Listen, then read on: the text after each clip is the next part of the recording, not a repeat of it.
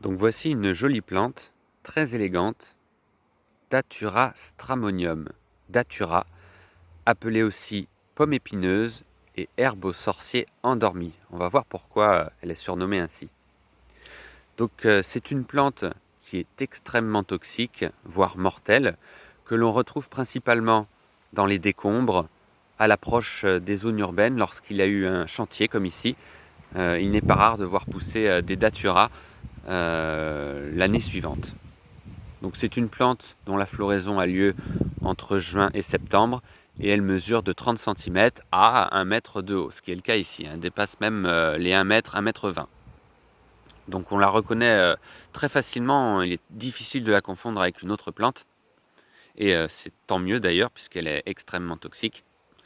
Donc voici pourquoi elle est surnommée pomme épineuse, parce que le fruit en capsule rappelle vaguement la forme d'une pomme et comporte de nombreuses épines assez piquantes au fur et à mesure que le fruit grandit, ce qui est le cas ici.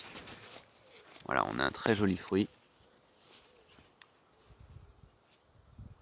Donc la tige est complètement nue, uniformément verte,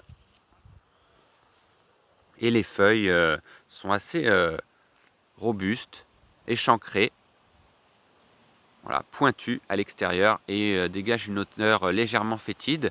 Alors elle me rappelle un peu l'odeur du feu de bois légèrement acide.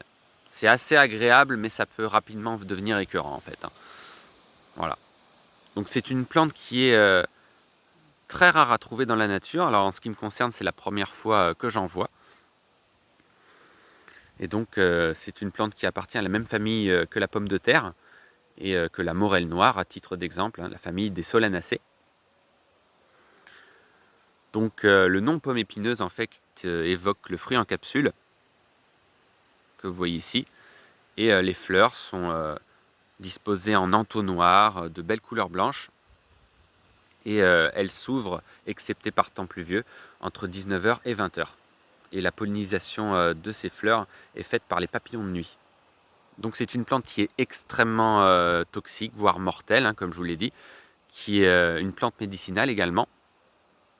Et les feuilles étaient autrefois utilisées par les asthmatiques. Elles étaient roulées comme un cigare et fumées. Mais en aucun cas, il faut l'utiliser sans surveillance médicale, évidemment. Donc voilà, j'espère que vous avez aimé cette vidéo sur Datura. Alors je ne précise pas le genre, si c'est féminin ou masculin. Les avis sont partagés. Certains ouvrages mentionnent la Datura, d'autres ouvrages le Datura. Donc pour moi, ça restera Datura. Voilà, j'espère que vous avez aimé cette vidéo sur cette plante sauvage.